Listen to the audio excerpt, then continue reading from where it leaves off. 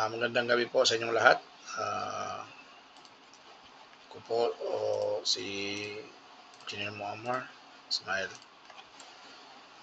Ito po, mayroon na naman tayo bagong tricks which is kasali ito po sa board exam which is question number 4. Usually, itong lumalabas na multiple choice, wala pang equation, wala pang solution. Pero tuturuan ko kayo paano gumamit ng tricks which is what yung tinatawag natin calculator technique, which is find the value of x and y in the following equation. Doon tinatanong niya. Yung equation natin which is 2x plus 3y equal to 6 and 5y negative 3x negative 2 equal to 0. Ito yung dalawang equation. Tapos ito naman yung mga multiple choices na mga kasagutan. Okay.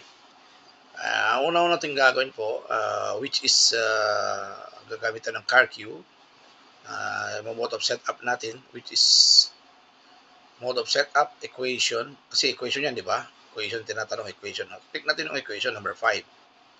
Tapos, ang tinatanong niya dito, 2x plus 3y equal to 6, 5y, 5y, negative 3, negative 2 equal to 0. Ito, which is pwede natin dalawang pagpilian natin, 1 and 2. Okay, pero ito, wala, may D siya, ito wala.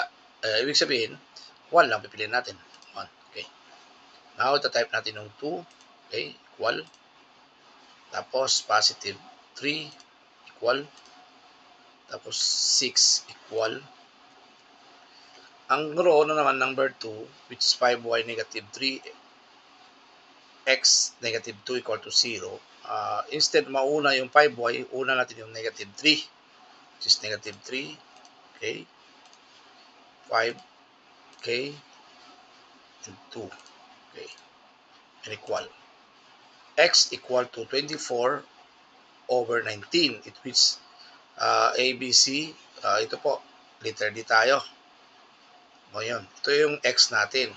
Yung Y natin, yan ang value of X, ito na. Yung Y natin na naman, equal din. Yan ang Y, 22 over 19. Ibig sabihin ng kasagutan, letter D po.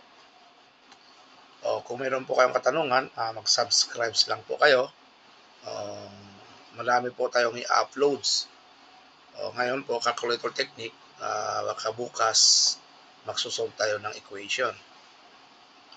Isusolve natin yung equation niya. Upload tayo. Pipili tayo sa lahat ng mga technique na pinasok ko, in-upload ko, i-upload natin po. Kung meron po kayo, huwag niyo po kalimutan na mag-subscribe and comment po. Kung meron po kayo katanungan, mag-comment lang po kayo, isusolve natin po. Salamat.